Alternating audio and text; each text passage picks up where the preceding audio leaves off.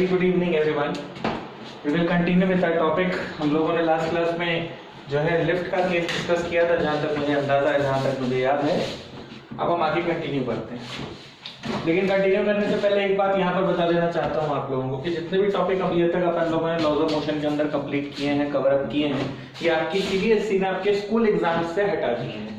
मतलब school exam के अंदर सीबीएसई के अंदर Newton first law, Newton second law, Newton third law तीनों ही एग्जाम से हटा दिए गए हैं। ठीक है, पढ़ाना जरूरी इसलिए था, बताना इसलिए जरूरी था क्योंकि अब जो हम लोग टॉपिक पढ़ने वाले हैं आगे, वो सारे के सारे टॉपिक्स पिछले टॉपिक से एसोसिएटेड है।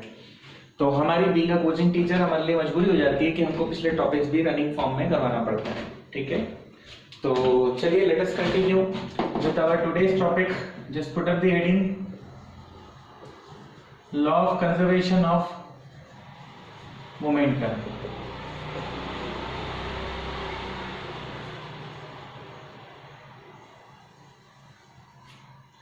Law of conservation of momentum heading डाल दीजिए सभी लोग। हमारा अगला टॉपिक है जो कि हम मोमेंटम के कंजर्वेशन के ऊपर बात करने वाले हैं। मोमेंटम का लॉ, मोमेंटम का सेकंड लॉ हम लोग डिस्कस ऑलरेडी कर चुके हैं। Second law as Newton second law of motion. Newton second law of motion क्या कहता है? The force applied on body is always directly proportional to rate of change of momentum, है ना। तो उसी से एसोसिएटेड, उसी से जुड़ा हुआ हमारा यहाँ पर बात करते हैं हम लोग law of conservation. So what exactly is law of conservation of momentum? तो मैं पहले चाहूंगा लिखो आप लोग, उसके बाद मैं एक्सप्लेन करता हूँ। Write down according to this law, according to this law, when two bodies interact with each other, when two bodies interact with each other, when two bodies interact with each other, then their total momentum always remains conserved. Then their total momentum always remains conserved. Then their total momentum always remains conserved. उनका total momentum हमेशा conserved रहेगा. That is, the total initial momentum is always equals to the total final momentum. That is, the total initial momentum is always equals to the total final momentum.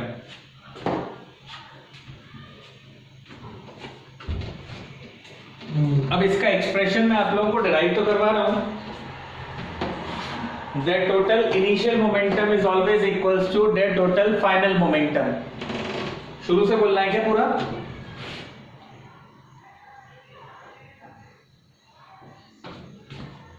When two bodies interact with each other, their total momentum always remains conserved. That is, the total initial momentum is always equals to the total final momentum. तो मैं ये कह रहा था कि जो derivation है, जो एक्सप्रेशन है, वो मैं आप लोगों को डिराइव तो करवा रहा हूँ, लेकिन ये डेरिवेशन आपके स्कूल के टीचर करवाएंगे कि नहीं करवाएंगे उसकी मेरी श्योरिटी नहीं है, क्योंकि कुछ स्कूलों के अंदर करवाया है, कुछ में नहीं करवाया है। ये बोल दिया है कि डिलीट हो गया है, तो थोड़ा सा डायलेमा है इस चीज में। तो मैं नहीं चाहता कि अपन लोग जो है कंफ्यूजन में रह जाएं। अपन कर लेते हैं, कोई खराब बात तो नहीं है। कम से कम यहाँ बात की जा रही है दो ऑब्जेक्ट्स के इंटरैक्ट करने की। तो इंटरैक्ट करने को हम लोग फिजिक्स की भाषा में कोलिजन भी बोलते हैं। तो मान लीजिए मेरे पास दो ऑब्जेक्ट्स हैं और दोनों ऑब्जेक्ट एक दूसरे की तरफ आ रहे हैं। फॉर इंस्टेंस, पहले का मास, दूसरे का मास, दोनों के मासेस मैंने ले लिए m1 m2, चाहे तो ले सकते हैं अपन। m1 and m2 are the masses of the two bodies. ठीक है, जो फर्स्ट बॉडी है it is moving with an initial velocity of u1 और दूसरी बॉडी है वो इनिशियल वेलोसिटी u2 से मूव कर रही है। एक वक्त होगा जब दोनों एक दूसरे के इतने नजदीक आ जाएंगे कि दोनों टकरा जाएंगे, जैसा आप देख सकते हो। जिस दौरान वो दोनों एक दूसरे से टकरा रहे होंगे तो उनका मोमेंटम जीरो हो जाएगा। क्यों? क्योंकि उनकी वेलोसिटी जीरो हो जाएगी। जिस दौरान वो टकरा रहे हैं सिर्फ उतनी देर के लिए, चाहे वो 10 सेकेंड हो, चाहे वो 1 सेकेंड हो, चाहे वो आधा सेकेंड हो, चाहे वो 1 सेकेंड का चौथा भाग हो, चाहे वो मिली सेकेंड हो, उतनी देर के लिए वेलोसिटी तो जीरो हो जाएगी। और वेलोसिटी जीरो तो मोमेंटम जीरो, क्योंकि मोमेंटम तो डिपेंडेंट है वेलोसिटी के ऊपर। हम पढ़ चुके हैं इस बारे में। तो इसका मतलब momentum of the object is 0 when the two bodies get are in collision with each other. जब दोनों एक दूसरे से टकरा गई तो टकराने के बाद इमेजिन करता हूं मैं ऐसा कि दोनों टकराने के बाद दोनों अलग अलग डायरेक्शंस में चले गई। हो बहुत सारी सिचुएशंस सकती हैं, there are so many number of combinations जो हो सकते हैं। मैंने उनमें से एक सेलेक्ट कर लिया, इमेजिन कर लिया, और जब वो टकरा कर चले गई तो टकरा के जाने के बाद उनकी वेलोसिटी बाय डिफॉल्ट चेंज हो जाएंगी। तो सेकंड वाली बॉडी की वेलोसिटी v2 हो गई, पहली वाली बॉडी की वेलोसिटी v1 हो गई। तो v1 and v2 are the velocities of the objects after the collision. ये आफ्टर की सिचुएशन है दोस्तों, आफ्टर द कोलिजन। ये कौन सी सिचुएशन है? This is representing the condition of during the collision, जब कोलिजन हो रहा था। और ये कौन सी कंडीशन है? जब कोलिजन हुआ ही नहीं था, जिसको अपन बोलेंगे बिफोर द कोलिजन। तो हमारे सामने साफ साफ तीन अलग अलग सिचुएशंस आ चुकी है। जब दो बॉडीज आपस में इंटरेक्ट कर रही हैं तो बिफोर कोलिजन, जब टकरा रही हैं तो ड्यूरिंग द कोलिजन, और टकराकर जब दूर दूर एक दूसरे से चले गई तो वो आफ्टर द कोलिजन। तो इन तीन सिचुएशंस में से हमारे काम की सिचुएशन कौन सी है? ऑब्वियसली पहली वाली और तीसरी वाली। दूसरी वाली काम की क्यों नहीं है? क्योंकि दूसरी वाली में तो मोमेंटम खुद जीरो हो गया, हमारे काम को कुछ देगा ही नहीं, करके नहीं देगा। तो इस एग्जांपल में हमने सिर्फ इतना देखा कि अगर मेरे हाथ में दो बॉल्स हैं और दोनों बॉल्स को मैं एक दूसरे की तरफ थ्रो करूं तो टकराने के बाद दोनों एक दूसरे से दूर दूर कहीं चले जाएंगे। और वेरी रैंडम एग्जांपल, और इस एग्जांपल के अंदर दोनों बॉल्स का मास हो सकता है सेम हो सकता है अलग हो। मैंने अलग अलग ले लिया। दोनों बॉल्स को एक साथ फेंका तो हो सकता है दोनों की वेलोसिटी सेम हो सकता है अलग अलग हो सकता है इक्वल हो। मैंने अलग अलग ले लिया। जैसा मैं बार बार कह रहा हूं, कंडीशंस बहुत सारी हो सकती हैं। तो अगर आपके जहन में आ रहा है ऐसा कुछ कि सर ये भी तो हो सकता है वो भी हो सकता है, तो भैया हर सिचुएशन हो सकती है। तो अपन हर सिचुएशन को सॉल्व नहीं कर सकते, अपन एक सिचुएशन को सॉल्व करेंगे और उसके अंदर केसेस लगा देंगे कि ऐसा होगा तो ऐसा, वैसा होगा तो वैसा, समथिंग लाइक दैट। तो अभी आप लोग उस चीज पर दिमाग मत करो फोकस, अभी सिर्फ इस चीज पर फोकस करो कि दोनों बॉल्स एक दूसरे की तरफ आई, टकराकर अपनी दूर एक दूसरे से दूर दूर चले गए, इतने पे फोकस रखो आपका। ये बात तो क्रिस्टल क्लियर है कि दोनों बॉल्स जब टकराई होंगी, टकराकर दूर दूर चली जाई होंगी, तो उनके मासेस में तो कोई चेंजेस नहीं आएंगे, मास तो सेम ही रहेगा। अब मास सेम रहेगा, वेलोसिटी बदल जाएगी। तो यहां हमको दो चीजें देखने को मिल रही हैं। पहला कि जब दोनों इंटरेक्ट कर रही होंगी तो force will be proportional to the rate of change of momentum, जैसा न्यूटन ने कहा। दूसरा, अगर ये बॉल आकर इससे टकराती है तो ये बॉल इसके ऊपर कुछ ना कुछ फोर्स एक्सर्ट करेगी। सिमिलरली अगर ये बॉल इससे टकराती है तो ये भी तो इसके ऊपर कुछ ना कुछ फोर्स एक्सर्ट करेगी। इसका मतलब दोनों बॉल्स एक दूसरे के ऊपर कुछ ना कुछ फोर्स एक्सर्ट कर रही हैं, और इसको सबसे अच्छा एक्सप्लेन किया जा सकता है from Newton's third law. So I can say but from Newton's third law, Newton का थर्ड लॉ क्या बोलता है? न्यूटन का थर्ड लॉ बोलता है एक्शन का फोर्स हमेशा किसके फोर्स के इक्वल होता है? रिएक्शन के फोर्स के, लेकिन direction opposite. F action is equal to minus of F reaction. इसका मतलब जो फोर्स पहली बॉल दूसरी बॉल के ऊपर लगाएगी वही फोर्स दूसरी बॉल पहली बॉल के ऊपर भी लगाएगी, लेकिन डायरेक्शन उसका उल्टा होगा, ऑपोजिट होगा और साइन नेगेटिव होगा। तो action is equal to reaction अपन बोल सकते हैं। इस एक्शन और रिएक्शन के अंदर कंफ्यूज होने के बजाय अपन इन रिएक्शन एक्शंस को कैलकुलेट कर लेते हैं। कैसे? आइए देखते हैं। हमने कहा एक्शन और रिएक्शन इक्वल होंगे, डायरेक्शन अपोजिट है, नेगेटिव साइन होगा। तो now from second law of motion, second law of motion क्या कहता है कि F is equal to rate of change of momentum, F is equal to delta P upon T। मैं इसको first equation मान रहा हूं। अगर F is equal to delta P upon T होता है तो देयरफॉर F12, अब यहां पर ये समझना जरूरी है आप लोगों को बहुत ज्यादा कि ये F12 जो मैंने लिख दिया वो क्या है। F12 को आप यूं पढ़ लो कि F इज द फोर्स, किसका? फोर्स exerted by 1 on 2, पहली बॉडी द्वारा दूसरी बॉडी पर लगाया गया force F12 will be equal to F21 with a negative sign। तो जितना फोर्स, जो मैंने हिंदी में कहा था अभी आपको समझाने के लिए, कि जितना force first body second body पर लगाएगी उतना ही force second body first body के ऊपर भी लगाएगी। तो दोनों का फोर्सेस इक्वल होंगे, डायरेक्शन अपोजिट हो जाएगा एक दूसरे के रेफरेंस में।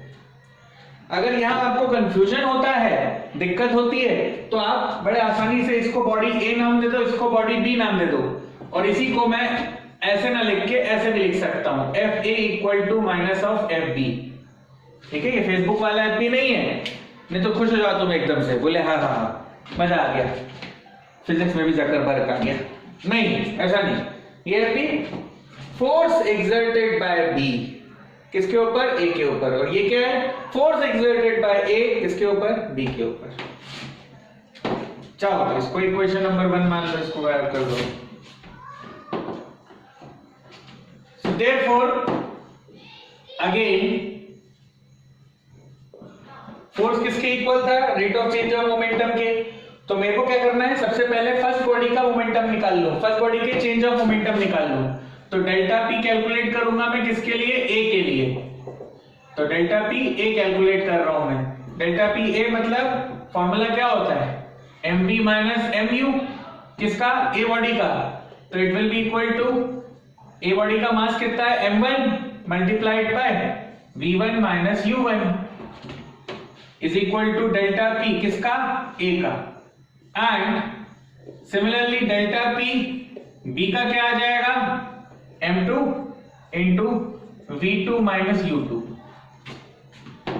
अगर इतना सबको समझ में आया तो सभी लोग थम्स अप दिखाएं पहले, फिर मैं आगे प्रोसीड करूंगा।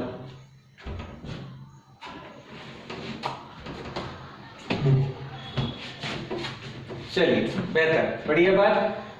अब आपने चेंज ऑफ मोमेंटम कैलकुलेट कर लिया, तो दिस वुड इंप्लाई फोर्स की जगह क्या लिखना पड़ेगा मुझे, delta P upon T a body के लिए minus of delta P upon T किसके लिए, बी बॉडी के लिए।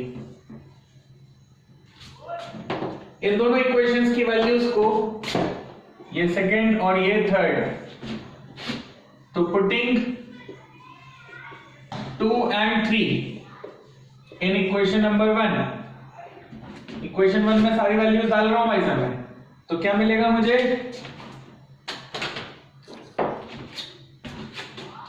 यहां पर वैल्यूज डालने पर मुझे मिलेगा m1 into v1 minus u1 upon t is equal to m2 v2 minus u2 upon t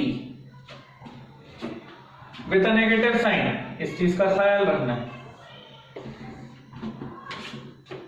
इसको सिंप्लीफाई करूं अगर मैं, तो t से t शहीद हो गया, अंदर मल्टीप्लाई कर रहा हूं m1 को, m1 v1 minus m1 u1 is equals minus of m2 v2 minus minus plus m2 u2। अब अगर मैं सारे v वाले टर्म एक साथ और u वाले टर्म एक साथ ले आऊं तो क्या मिलेगा मुझे मिलेगा m1 v1 जो कि ऑलरेडी लिखा हुआ है, माइनस वाला टर्म इधर आ गया तो क्या बन जाएगा, plus m2 u2 is equal to, ये इधर आ गया तो m1 u1 plus m2 u2। दोस्तों मानो ना मानो, हम सभी लोगों को ये चीज तो पता ही है पहले से ही कि मोमेंटम का फॉर्मूला होता है मास इनटू वेलोसिटी। तो ये भी मास इनटू वेलोसिटी, ये भी मास इनटू वेलोसिटी। लेकिन अगर आप थोड़ा सा ध्यान दो तो आपको पता चलेगा यहां पर भी फाइनल वेलोसिटी लिखी है, यहां पर भी फाइनल वेलोसिटी। तो ये हो गया final momentum of first body, ये हो गई final momentum of second body. तो क्या मैं इन दोनों को मिला के फाइनल मोमेंटम ऑफ सिस्टम बोल सकता हूं? सिस्टम मतलब ये दो बॉल मिलकर एक सिस्टम बना दिया उन दोनों ने, तो दोनों बॉलों ने जो मिलकर सिस्टम बनाया उस सिस्टम का मोमेंटम हो गया फाइनल मोमेंटम। और ये दोनों मिलकर हमें दे रहे हैं टोटल इनिशियल मोमेंटम किसका? ऑफ सिस्टम का। मैं फिर रिपीट कर रहा हूं, यहां सिस्टम से मेरा मतलब है दोनों बॉल। 4 बॉल होती तो 4 बॉल का सिस्टम हो जाता, 3 बॉल होती 3 बॉल का सिस्टम होता, 2 है तो 2 का सिस्टम होगा। अकेले एक सिस्टम नहीं होता, हम सिस्टम के लिए कम से कम 2 को इमेजिन करते हैं। तो यहां पर total final momentum and total initial momentum हो गया, इजंट इट? इसी को तो हम प्रूफ करने में लगे थे इतनी देर से। भाई लॉ का स्टेटमेंट क्या था? लॉ का स्टेटमेंट ये था, जब 2 बॉडीज इंटरैक्ट करती हैं तब उनका टोटल मोमेंटम हमेशा कंजर्व्ड रहता है।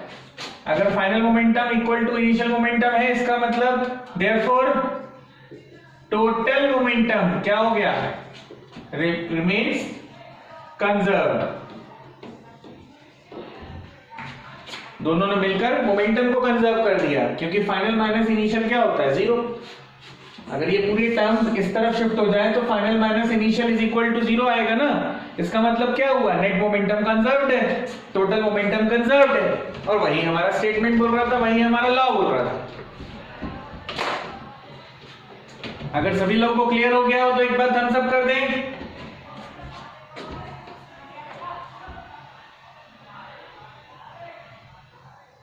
वेरी गुड, फटाक से नोट कर लीजिए सभी लोग प्लीज।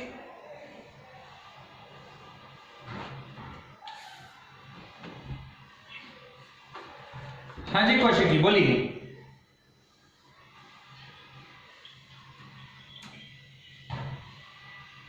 वैसे तो अपन जब भी डेरिवेशंस करते हैं ना कौशिकी, तो ये अपन बाय डिफॉल्ट अज्यूम करते हैं, लेकिन हम लोग जब कॉपी में, रजिस्टर्स में, नोट्स में या समझाने का टोरेशन यूज करते हैं तो आइसोलेटेड कहो तो भी ठीक, नहीं कहोगे तो भी ठीक है, क्योंकि आइसोलेटेड अलग अलग चीजों के लिए अलग अलग मीनिंग निकालता है। आइसोलेटेड का मतलब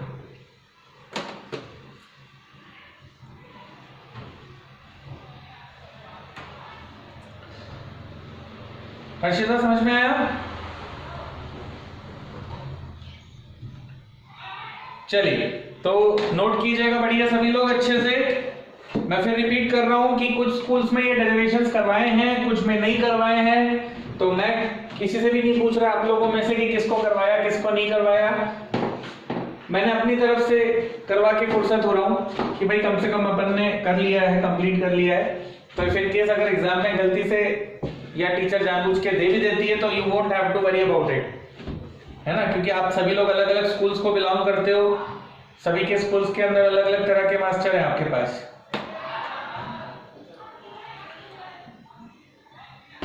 क्यों भाई आर्टिस्ट?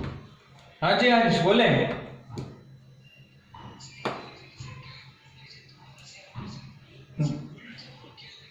उससे क्या फर्क पड़ता है भाई? तू जाके हाथी से टकराए या हाथी आके तुझसे टकराए, मीनिंग तो एक ही है ना, टकरा रहे हैं ना दोनों। अभी इंपॉर्टेंट हमारे लिए टकराना है, टाइम नहीं। हाँ भाई आर्टिस्ट समझ में आ नहीं आया? ओके। ओ भाई झांसी की रानी सो गई क्या? सो गई? अच्छा ठीक है, सो जाओ सो जाओ।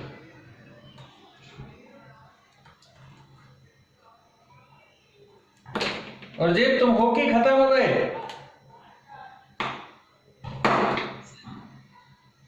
और जी तुम्हारा माइक खराब है? हाँ अब आधा ठीक है।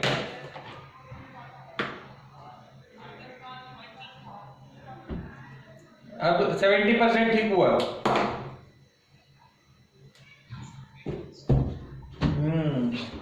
ये तुम लोकल वाले माइक मत खरीदा करो ना, अच्छे वाले महंगे वाले हेडफोन ले लो।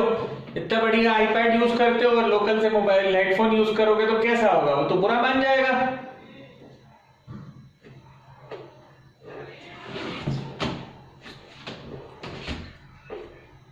तो बढ़िया अच्छे भाई, मोदी जी भी कहते हैं अच्छे दिन आएंगे, मम्मी ने भी तो अच्छे दिन दिए, और क्या चाहिए तुमको? हाँ तो भाई अच्छे दिन बहुत ज्यादा टाइम के लिए थोड़ा ना रहते हैं, क्यों भाई सेठ? अच्छे दिन ज्यादा टाइम के लिए रहना अच्छा होता है क्या?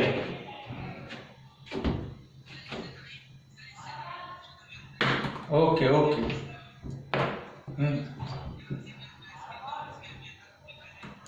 तुम करते ही नहीं हो यार खुला से, यार तुम बोलते ही रहते हो बस।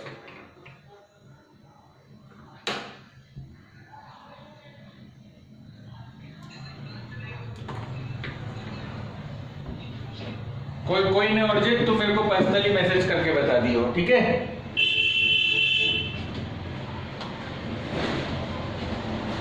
हाँ भाई जनता, सभी लोगों ने नोट कर लिया क्या?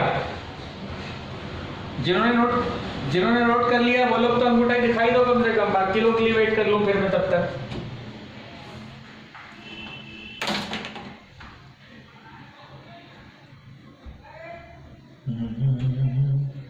ऋषिका वो क्या हुआ फिर क्वेश्चंस का, बने थे कि नहीं बने थे आगे?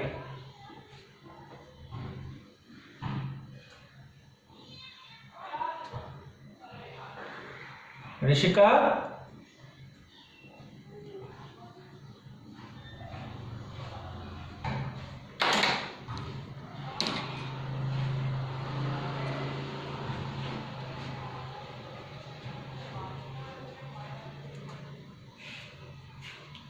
चलिए रब कर दूं मैं।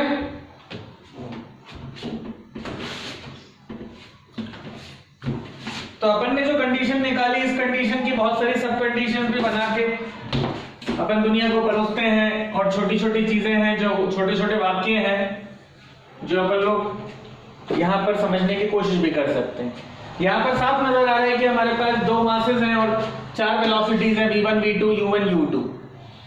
चार वेलोसिटीज और दो मासेस, अगर उसमें से कोई एक चीज अननोन और बाकी सब नोन हो तो हम आसानी से उस चीज को फाइंड आउट कर सकते हैं, या एटलीस्ट हम ये पता लगा सकते हैं कि मोमेंटम कंजर्वेशन होगा कि नहीं होगा। यहाँ एक चीज गौर करने लायक है कि जैसा अपन ने यहाँ पर एग्जांपल में देखा कि दोनों ऑब्जेक्ट टकराए, टकराने के बाद दोनों टकरा के एक दूसरे से जुदा हो गए, एक दूसरे से दूर दूर हो गए। भाई आप लोगों के साथ भी तो स्कूल में ऐसे ही होता है, आप किसी एक बढ़िया मित्र से मित्रता करते हो, दोस्ती करते हो तो आप उसी के साथ बैठते उठते, खाना पीना, टिफिन लंच शेयर करना, सब कुछ उसी के साथ होता है। और किसी दिन लड़ाई हो जाती है तो आप उस तरफ मुंह फेर लेते हो और वो उस तरफ मुंह फेर लेता है, दोनों की दिशाएं बदल जाती है, दोनों के डायरेक्शन बदल जाते हैं। आप लोगों के साथ भी कई बार ऐसा होता होगा, उम्मीद करता हूँ। इस सिचुएशन की लेकिन एक और सिचुएशन देखने को मिलती है। वो क्या? वो ऐसी सिचुएशन कि यहां पर फिर से दो लोग थे, दोनों ने आपस में इंटरैक्ट किया with the velocities of u1 and u2, दोनों में टकराहट हुई, लड़ाई हुई, लेकिन लड़ाई होने के बाद खुशखबरी, अब दोनों फाइनली एक हो गए हैं, दोनों फाइनली एक ही हो गए हैं और दोनों एक साथ होकर चल दिए। मतलब औरजित सिद्धांत के घर गया, उसने बुलाया, सिद्धांत चल रहा है क्या आइसक्रीम खाने? सिद्ध ने बोला हाँ चल रहा हूं, तू खिला रहा है तो चल खाऊंगा। तो सिद्ध गया बाहर और सिद्ध गया उसकी गाड़ी में बैठ। अब सिद्ध और औरजित दोनों एक साथ बढ़िया चल के आइसक्रीम खा रहे हैं, and they live happily ever after. बड़ी सिंपल सी छोटी सी वाक्य, छोटा सा स्टोरी है, आप लोगों को समझ में आ गया होगा। यहाँ इंपॉर्टेंट ये है दोस्तों कि जब ये दोनों इंटरैक्ट कर रहे थे, इस सिचुएशन में भी मोमेंटम तो जीरो ही रहेगा। यहां पर मासेस दोनों के अलग अलग रहेंगे, वो भी चेंज नहीं हो सकता। लेकिन अब जब दोनों एक साथ एक जुड़ गए हैं, मतलब दोनों एक ही गाड़ी में बैठ गए, तो अब जब गाड़ी चलेगी तो गाड़ी की जो भी वेलोसिटी होगी वो वेलोसिटी ओरिजिन की भी होगी, वही वेलोसिटी सेट की भी होगी। ऐसा तो नहीं है ना कि अगर गाड़ी की वेलोसिटी है ना 100 चल रही हो तो ओरिजिन की वेलोसिटी 50 चल रही होगी और सेट की वेलोसिटी 150 चल रही होगी। ऐसा हो सकता है क्या?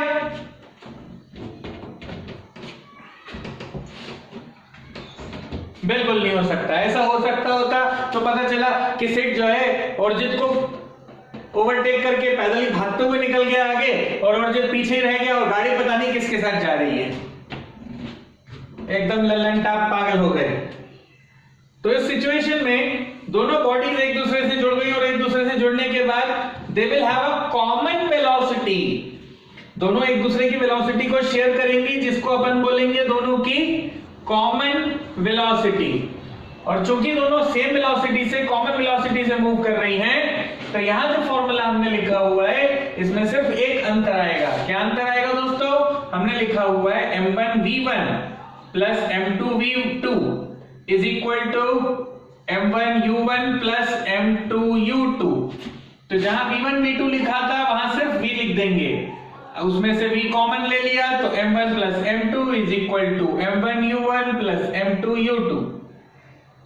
यहां से मैं आसानी से कॉमन वेलोसिटी निकाल के रख सकता हूं, फॉर्मूला बन जाएगा m1 प्लस m2।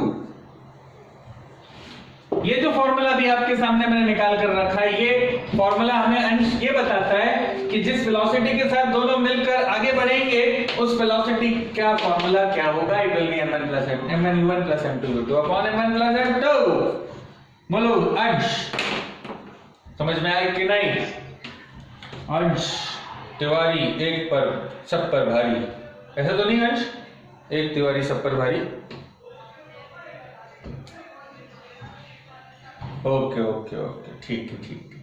रोशनी समझ में आया आपको कि नहीं? ओके, तो जरा फटाक से ये सेकंड वाली कंडीशन भी नोट कर लीजिए सभी लोग। एक लाइन लिखिएगा जरूर। मैग्नेट हो सकता है, और जो मैंने एग्जांपल दिया वो तुम्हारा प्रैक्टिकल एग्जांपल है। भाई ऐसे ही तो होता है, दो दोस्तों को अगर साथ जाना है तो किसी एक पर्टिकुलर पॉइंट पर मिलते हो ना, घर से थोड़ा साथ निकल जाते हो। तो सभी लोग नोट कीजिए।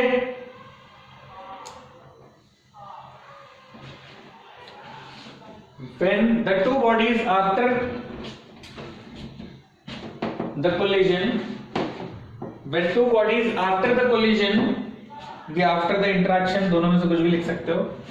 Two bodies after the collision या after the interaction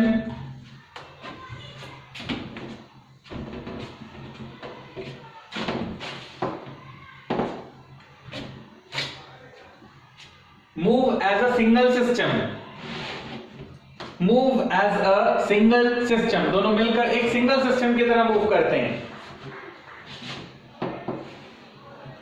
and hence their velocity is called common velocity, and hence their velocity is called common velocity, उनकी वेलोसिटी को हम नाम देते हैं common velocity।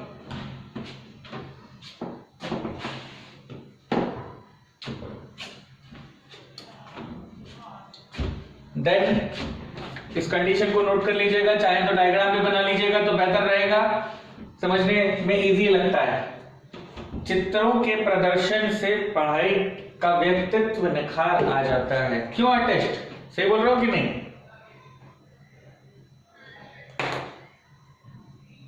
एकदम झकास। अरे वत्सला हो कि नहीं तुम आज? ओके, यहां पर फिर इतनी शांति शांति क्यों है?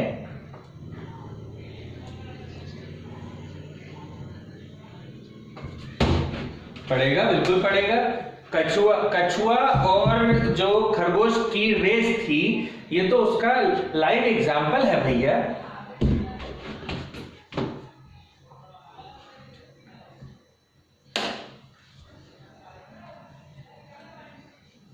इस चक्कर में औरजित ने अपने घर पे कछुआ पाल लिया, बोले आई लाइक टर्टल्स। औरजित तो अच्छे लगते नहीं लगते जानवर, ये बता मेरे को। क्यूट लगते हैं। अरे तो man is a social animal ना औरजित, मनुष्य। हाँ, क्या परेशान हो रहा है? एकदम टेंशन आ जाता है तो अरे यस भैया ठीक बा? आज ठीक नहीं लग रहा, क्या बात है? लिख के दुनिया को तुम बता रहे हो, if you fall I be there, मतलब अगर हम गिरेंगे तो तुम रहोगे। अच्छा, ग्राउंड बोल रहा है वो मुझे। मैं मतलब कल ऐसे गिर रहा था तो मेरे को, मैंने ढूंढा यस कहीं दिखेगा नीचे कहीं, मैं तो गिर गया। ओहो, पहले नहीं बताया तुमने।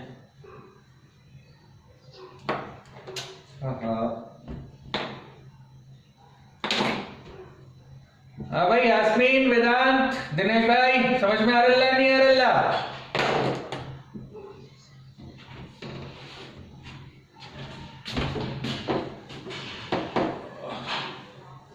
सभी बड़े लोग, मैं ये रब कर रहा हूं। हाँ जी मैडम बोले।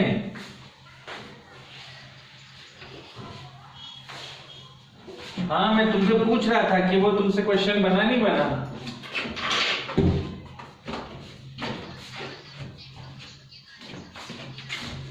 अरे 2 क्वेश्चन पूछे थे ना तुमने, तो दोनों क्वेश्चंस के मैंने तुमको हिंट्स बता दिए थे। एक तो मैंने डिटेल बता दी थी थोड़ी ज्यादा, तो तुमने कहा था वो बन गया है।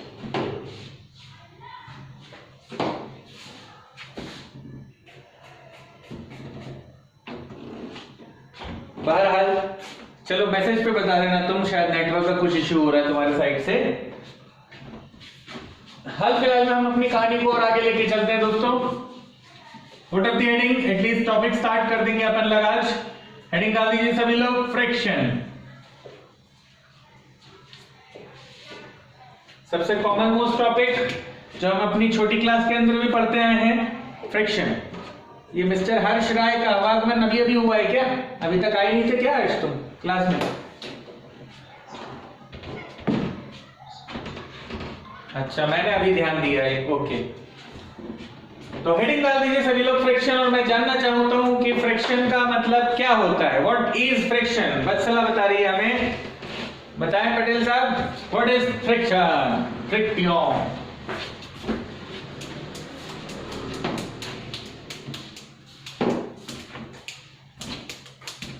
वत्सला।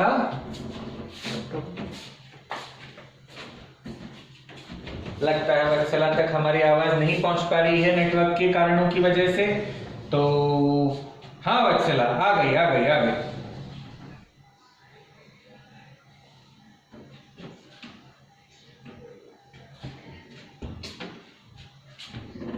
Friction helps in moving. इसलिए लोग बोलते रहते हैं कि move on man, move on. ऐसा इसलिए बोलते रहते हैं कि लोग, हैं हर्षिता सही बोल रही है कि ये?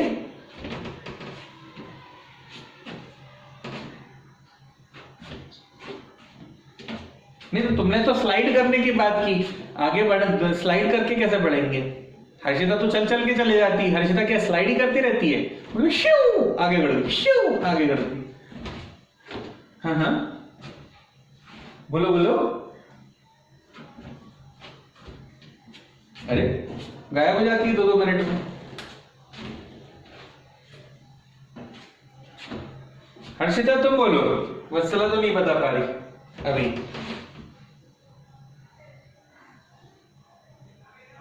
हर्षिता बताइए।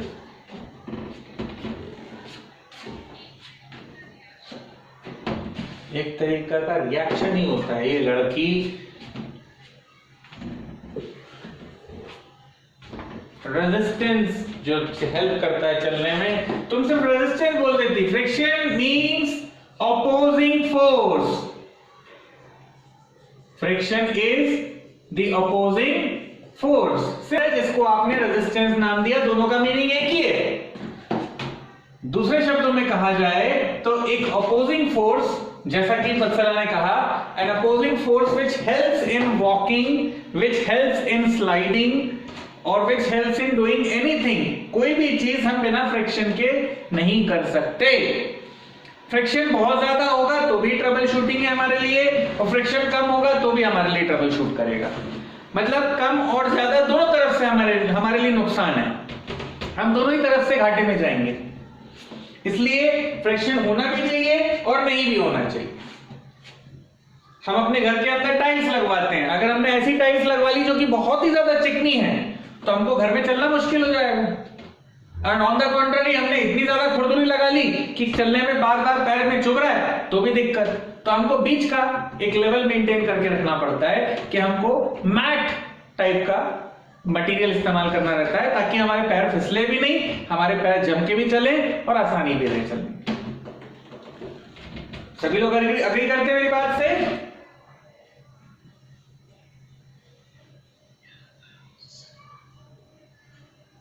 ओके, तो देख सकता हूं जैसा कि टाइम खत्म हो गया है दोस्तों। हम अपनी क्लास फ्रिक्शन से ही नेक्स्ट क्लास में कंटिन्यू करेंगे।